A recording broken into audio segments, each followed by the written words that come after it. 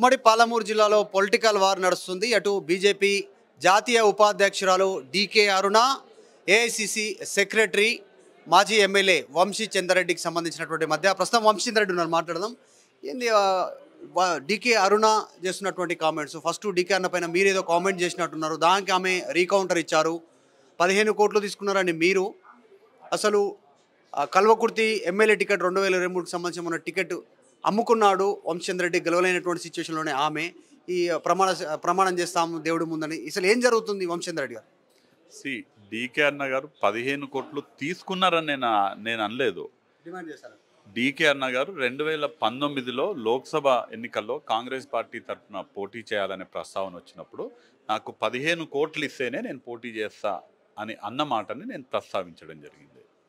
అంటే party fund కోసం అడిగారా, ఎవరిని అడిగారా ఆమె? 15 కోట్లు డిమాండ్ ఎవరిని అడిగారు? 15 కోట్లు ఇస్తే నేను పోటీ చేస్తాను. సాధారణంగా పార్టీలు ఇస్తూ ఉంటాయి, పార్టీ ఫండ్ ఇస్తూ ఉంటారు కదా. పార్టీ నేను చెప్పిన మాట ఆవిడ డిమాండ్ చేసినారని.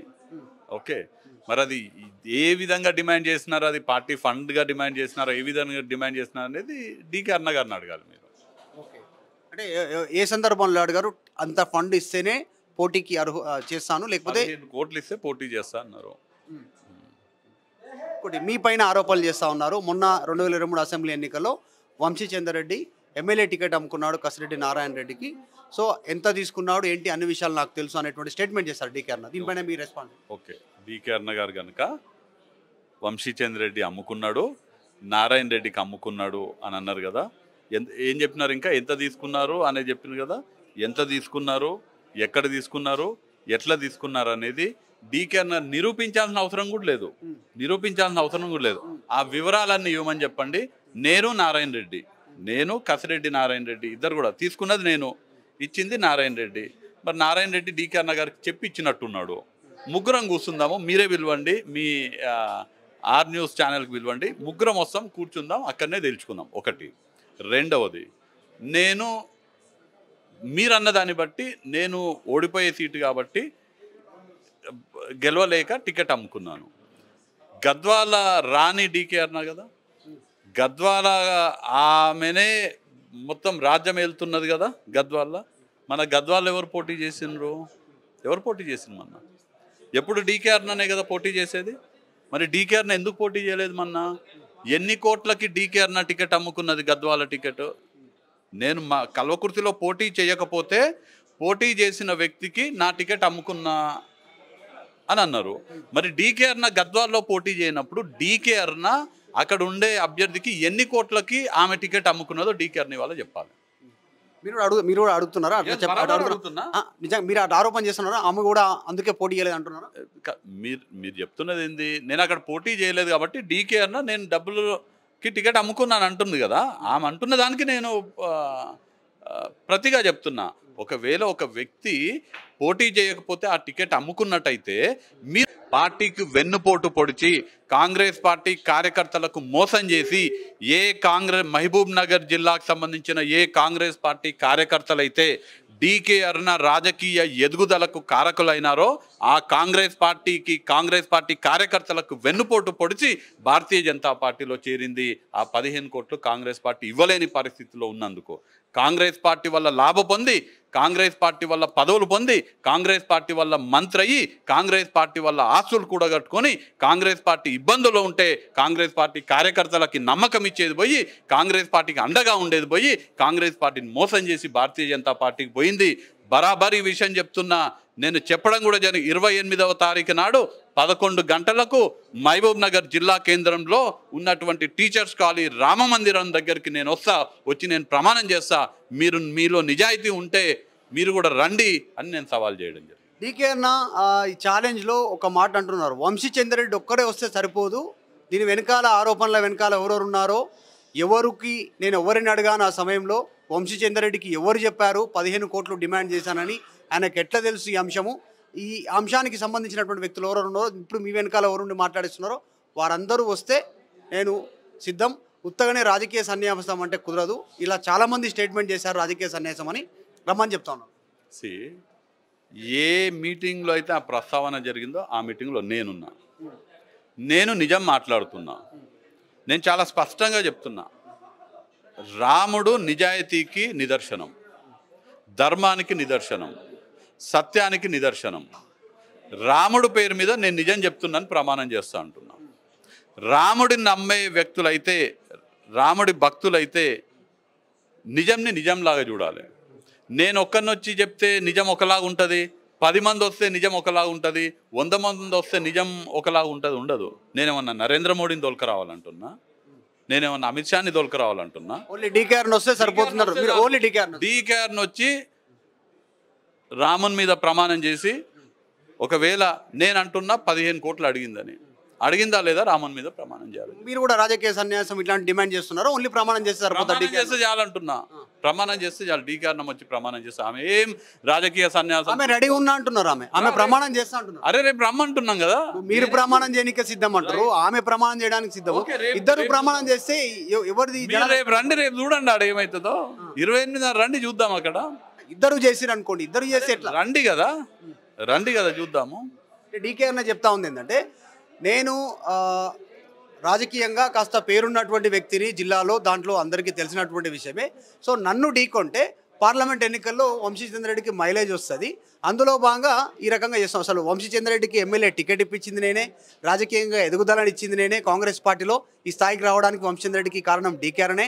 అది జిల్లాలో అందరికీ తెలుసు, కాంగ్రెస్ పార్టీలో అందరికీ తెలుసు. ఇంకోటి, డీకేఆర్ ముందు వంశీచంద్రరెడ్డి చేతులు కట్టుకొని నిలబడేటువంటి వ్యక్తి ఈరోజు క్వశ్చన్ చేస్తూ ఉన్నాడు. జనాలు అర్థం చేసుకుంటున్నట్టు. డీకేఆర్ గారు ఆవిడ గురించి ఆవిడ ఎక్కువ ఊహించుకుంటున్నారు. డీకేఆర్ గారు ముందు కాదు, ఏ వ్యక్తి ముందు కూడా ఇంతవరకు రాజకీయాలలో చేతులు కట్టుకొని వంశీచంద్రరెడ్డి నిలబడలేదు. స్వయంగా స్వశక్తితో రాజకీయాలలో ఎదిగినటువంటి వ్యక్తి వంశీచంద్రరెడ్డి. ఒక సామాన్య రైతు కుటుంబంలో పుట్టి, ఒక ఉద్యోగస్తుని కొడుకుగా ఎదిగి, అత్యంత కింది స్థాయిలో కాంగ్రెస్ పార్టీలో ఎన్ఎస్యుఐ అందరికన్నా, అంటే విద్యార్థి విభాగం, ఆ విద్యార్థి విభాగంలో అన్నిటికన్నా చిన్న పోస్టు కాలేజ్ ప్రెసిడెంట్.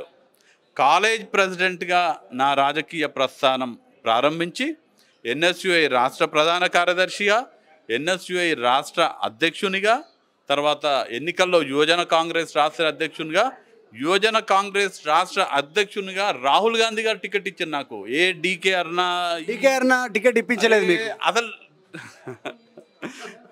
డీకేఆర్ నాకు అంత స్థాయి ఉంటే కదా, ఏం మాట్లాడుతున్నా? ఎందుకంటుంది ఆమె మిమ్మల్ని? ఎందుకు నేను టికెట్ ఇప్పిస్తే ఆయన? ఆమె గురించి ఆమె ఊహించుకుంటుంది ఎక్కువ. ఆమె గురించి ఆమె ఊహించుకుంటుంది. నేను యూత్ కాంగ్రెస్ రాష్ట్ర అధ్యక్షునిగా నాకు టికెట్ వచ్చింది. రాహుల్ గాంధీ గారు టికెట్ ఇచ్చారు నాకు. జైపాల్ రెడ్డి గారు నాకు టికెట్ విషయంలో జైపాల్ రెడ్డి గారు నాకు వ్యతిరేకం చేసిండ్రు. ఇది ఓపెన్గా జైపాల్ రెడ్డి గారు, దాంట్లో సీక్రెట్ ఏం లేదు, ఓపెన్గా నాతోనే చెప్పిండ్రు. వారి అభ్యర్థి ఇంకొకరు ఉండే. అయినా కానీ నేను పార్టీకి చేసినటువంటి సేవలను దృష్టిలో పెట్టుకొని రాహుల్ గాంధీ గారు నాకు టికెట్ ఇచ్చాను. అసలు అసలు అసలు ఆవిడికి నాకు కంపారిజన్ ఏంది?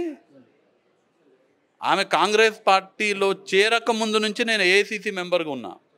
ఆమె కాంగ్రెస్ పార్టీలో చేరింది 2009లో. 2004లో సమాజ్వాదీ పార్టీ ఎమ్మెల్యే, రైట్? 2009లో కాంగ్రెస్ పార్టీలో చేరింది. నేను 2006 నుంచి అఖిల భారత కాంగ్రెస్ కమిటీ సభ్యునిగా ఉన్నా. ఆమె అఖిల భారత కాంగ్రెస్ కమిటీ సభ్యురాలైంది 2014 తర్వాత, ఎన్నికల్లో గెలిచిన తర్వాత. ఆమె కన్నా ముందు ఏఐసిసి మెంబర్గా ఉన్నా. ఆమె పిసిసిలో ఉపాధ్యక్షునిగా ఉంటే నేను అఖిల భారత కాంగ్రెస్ కమిటీ కార్యదర్శిగా ఉన్నా. ఓకే, నా రాజకీయ ప్రస్థానం ప్రారంభమైన తర్వాత పార్టీలో ప్రతి సందర్భంలో, ఏ సందర్భమైనా తీసుకోండి, ఛాలెంజ్ చేస్తున్నా నేను, ఏ సంవత్సరమైనా తీసుకోండి, ఏ సందర్భమైనా తీసుకోండి, పార్టీలో ఆమె కన్నా గొప్ప హోదాలో నేనున్నా. ఓకే, ప్రజాక్షేత్రంలో కూడా ఆమెకు సమానంగా కానీ ఆమె కన్నా గొప్ప హోదాలోనే ఉన్నా. 2014 ఆమె ఎమ్మెల్యే, నేను ఎమ్మెల్యే. 2014 నుంచి 18 వరకు. తర్వాత ఆమె ఎమ్మెల్యే గెలవలేదు, ఎంపీఏ గెలవలేదు. నేను ఎమ్మెల్యే గెలవలేదు, ఎంపీఏ గెలవలేదు. ఆమె కన్నా నేను తక్కువ ఎక్కడ? నేనే గొప్ప ఆమె కన్నా. ఇంకోటి, ఆమె ఇన్ని పార్టీలు మారింది, నేను కనీసం పార్టీలు మారే ఆలోచన కూడా చేయనటువంటి వ్యక్తిని. పదవులు అవన్నీ ఏడున్నా, వ్యక్తిత్వం చూడండి. నేను గర్వంగా చెప్తా, నేను కాంగ్రెస్ పార్టీలో పుట్టినా, నేను సచ్చేది కూడా కాంగ్రెస్ పార్టీ. ఈ మాట చెప్పమనండి ఆమెని. ఓకే, ఒకటి వంశేందర్ రెడ్డి గారు అసలు ఈ గొడవ స్టార్ట్ చేసింది అంటే గొడవ అని కాదు, ఈ చర్చకు తావిచ్చింది వంశేందర్ రెడ్డి, ఫస్ట్ కామెంట్ చేసింది వంశేందర్ రెడ్డి. మొన్న 100% నేనే స్టార్ట్ చేశాను. మొన్నటి దాకా ఈ ఇష్యూ గురించి చర్చ లేదు. పార్లమెంట్ ఎలక్షన్స్ దగ్గర వస్తున్నాయి. వంశీచందర్ రెడ్డి పోటీ చేయాలనేటువంటి ఉత్సాహంతో ఉన్నారు, మామనార్ టికెట్ పైన ఆసక్తితో ఉన్నారు. ఎందుకంటే మొన్న ఎమ్మెల్యే ఎలక్షన్లో పోటీ చేయలేదు కాబట్టి. డీకే అన్న అక్కడ నుంచి బీజేపీ నుంచి పోటీ చేస్తూ ఉంటా ఉంది. సో ఎందుకు ఇప్పుడే ఈ చర్చకు ఎందుకు తావచ్చే? పొలిటికల్ మైలేజ్ కోసమా? మీ ఇద్దరు చేస్తున్నటువంటి కామెంట్ ఒకరిపైన అంటే మీరు చేసినాక ఆమె రెస్పాండ్ అయింది. మొన్నటి వరకు ఎందుకు చేయలేదు మీరు? ఆమె వెళ్ళిపోయినప్పుడు ఎందుకు చేయలేదు? అప్పుడు ఎంపీ టికెట్ అడిగి వెళ్ళిపోయేటప్పుడు పార్టీలో ఉన్నప్పుడు మీరు ఎందుకు కామెంట్ చేయలేదు? ఇప్పుడు ఎందుకు కామెంట్ చేస్తున్నాం? చంద్ర కూడా చేసేవాళ్ళు చేయడం జరిగింది. మీరు రికార్డ్ చూసుకోండి. అప్పుడు కూడా కొంతమంది నాయకులు ఈ విషయాన్ని ప్రస్తావించడం జరిగింది. తర్వాత మహబూబ్నగర్ ప్రజలకు నిజమేందో తెలియాలి కదా. కేవలం పార్లమెంట్ ఎలక్షన్ల ముంగంటే తెలవాలా? ఇప్పుడు పార్లమెంట్ ఎలక్షన్ ఎప్పుడైనా సరే దానికి సమయం ఏముంటుంది, సందర్భం ఎప్పుడైనా తెలియాల్సిందే కదా. అట్లా అనుకుంటే నేను లాస్ట్ టైం పార్లమెంట్ ఎన్నికలు ఉండే అప్పుడేం ప్రస్తావించలేదు కదా ఈ విషయం. లాస్ట్ టైం పార్లమెంట్ ఎన్నికలు అప్పుడేం ప్రస్తావించలేదు కదా. అదే అంటారు, ఇప్పుడు మీరు పోటీ చేస్తా అన్నప్పుడు ఎందుకు ప్రస్తావన? నేను గతంలో కూడా నేనే పోటీ చేసిన కదా. ఇప్పుడు ఈ సమయంలో కూడా నేను పోటీ చేసిన కదా. అంటే ఈ సమయంలో ప్రత్యేకించి అంటే అది స్పాంటేనియస్గా వచ్చింది. ఎందుకంటే నేను నిన్న గుడికి పోయినా, ఇవాళ గుడికి పోయినా, రేపు గుడికి పోతా. నేను రోజు దేవుణ్ణి మొక్కుతా. కానీ ఇవాళ పరిస్థితి ఎట్లుందంటే నేను గుడికి పోయేదాన్ని కూడా రాజకీయంగా వాడుకుంటున్నటువంటి పరిస్థితి దేశంలో తీసుకొస్తున్నారు. నా అంత భక్తుడు ఎవరు ఉండరు. కానీ ప్రజలను మోసం చేసేటోళ్ళు, ఏ ధర్మానికి, ఏ న్యాయానికి, ఏ సత్యానికి రాముడు నిదర్శనమో అసత్యాలు మాట్లాడే వాళ్ళు, అధర్మంగా రాజకీయ వ్యవహారాలు చేసే వాళ్ళు ఇవాళ రాముడు భక్తులుగా ఫోదులు ఇచ్చుకుంటున్నారు. అది నచ్చక ఇవాళ నేను ఆ ప్రస్తావన చేసిన.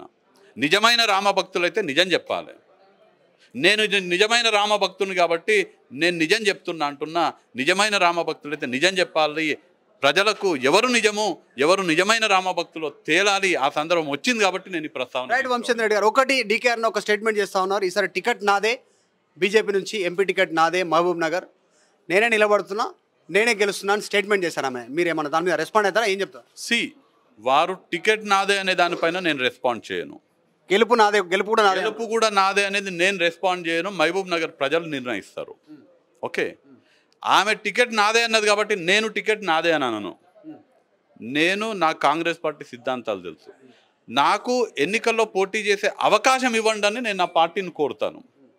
పార్టీ నిర్ణయించి, పార్టీ వంశీచందర్ రెడ్డి అభ్యర్థి అని పార్టీ అఫీషియల్గా నిర్ణయించినప్పుడు టికెట్ నాదని చెప్తా. ఇప్పటి వరకు నేను ఆశావాహుని మాత్రమే. నేను ఎన్నికల్లో పోటీ చేయాలనుకుంటున్నటువంటి ఆస్పిరెంట్ని, ఆశావాహుని. నేను అభ్యర్థిని కాదు. పార్టీ ఇక్కడ ప్రదేశ్ ఎలక్షన్ కమిటీ మీటింగ్ అవుద్ది, ఇక్కడ నుంచి పేర్లు పంపిస్తారు. సిఈసి మీటింగ్ అవుద్ది ఢిల్లీలో.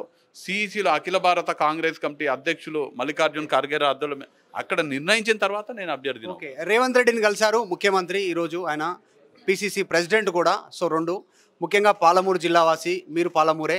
రెండు ఈ విషయం ప్రస్తావన వచ్చిందా టికెట్ గురించి? దాంతోపాటు డీకే అన్నతో జరుగుతున్న అంశం ప్రస్తావనకు వచ్చిందా? అసలు ఏం మాట్లాడుకురు మీ ఇద్దరు కలిసి? ఆయన ఏమన్నా హామీ ఇచ్చిందా? ఏం జరిగింది? అసలు డీకే అన్నకి మేమిద్దరం డీకే అన్న గురించి అంత ప్రాధాన్యత ఆమెకి ఎక్కడుంది? ఆమె గురించి మేమెందుకు పట్టించుకోవాలి? ఏం మాట్లాడుకురు? మేము పాలమూరు జిల్లాకు సంబంధించిన అభివృద్ధి గురించి మాట్లాడుకున్నాము. పాలమూరులో గతంలో ఉన్నటువంటి పాలకులు ఏ విధంగా మోసం చేసిండ్రు, ఏ విధంగా పాలమూరు అభివృద్ధిలో వెనుకబడింది. మేమిద్దరం కూడా రేవంత్ రెడ్డి గారు, మేమిద్దరం రేవంత్ రెడ్డి గారు రాష్ట్రంలో ముఖ్యమంత్రిగా ఉన్నారు. వారి సహకారంతో, రేవంత్ రెడ్డి గారి సహకారంతో పాలమూరు జిల్లాని ఏ విధంగా అన్ని రంగాలలో అభివృద్ధి పరచుకోవాలనే విషయంపై మేము మాట్లాడుకోవడం జరిగింది. పాలమూరు జిల్లాలో ఉన్నటువంటి సాగునీటి ప్రాజెక్టు ఏవైతే అసంపూర్తిగా ఉన్నాయో వాటిని ప్రయారిటైజ్ చేసుకొని ఏ ప్రాజెక్టులు చేపట్టాలనే దాని విషయం కానీ, ఏ విధంగా అయితే మహబూబ్ నగర్ జిల్లా కేంద్రంని ఎడ్యుకేషనల్ హబ్గా తీర్చిదిద్దడానికి ఏమేం చేయాలని కానివ్వండి, జడ్చర్లని ఇండస్ట్రియల్ హబ్గా ఏ విధంగా తీర్చిదిద్దాలని కానివ్వండి, మక్తల్, నారాయణపేట, కొడంగల్ నియోజకవర్గాలకి సాగునీరు అందించేటువంటి జియో నెంబర్ 69ని ముందుకు ఏ విధంగా తీసుకెళ్లాలని కానివ్వండి, షాద్నగర్కి సాగునీరు అందించేటువంటి లక్ష్మీదేవిపల్లి ప్రాజెక్ట్ని ఏ విధంగా పూర్తి చేయాలనే అనేక పాలమూరు జిల్లా అభివృద్ధి తప్ప టికెట్ గురించి చర్చ రాలేదా? టికెట్ గురించి చర్చ ప్రదేశ్ ఎలక్షన్ కమిటీలో వస్తుంది. Okay, right. Thank you so much for your time Vamsichandra Reddy గారు. ఇది డీకే అరుణతో వంశీచంద్ర రెడ్డికి సంబంధించిన పొలిటికల్ వార్ కొనసాగుతూ ఉంది. 28వ తారీఖు మధ్యాహ్నం టైంలో, టైము 11 గంటలకి అక్కడ టీచర్స్ కాలనీలో ఉన్నటువంటి రామ మందిరంలో ప్రమాణం చేయడానికి నేను వస్తున్నాను. మీలాగా నేను ఛాలెంజ్ ఇంకా వాళ్ళని వీళ్ళని తీసుకురమ్మనట్లేదు. డీకే అరుణ గారు నిజం చెప్పాలనుకుంటే అక్కడికి రండి, రాముని నమ్ముతే అనేటువంటి స్టేట్మెంట్ చేస్తూ ఉన్నారు. చూద్దాం ఏం జరుగుతుందో. చూస్తూనే ఉండండి ఆర్టీవీ. నేను మధు మల్కేడ్కర్, హైదరాబాద్. మరిన్ని వీడియోస్ కోసం ఛానల్ ని సబ్స్క్రైబ్ చేయండి. లేటెస్ట్ అప్డేట్స్ కోసం వాట్సాప్ ఛానల్ ని ఫాలో చేయండి. అండ్ లింక్ డిస్క్రిప్షన్ లో ఉంది.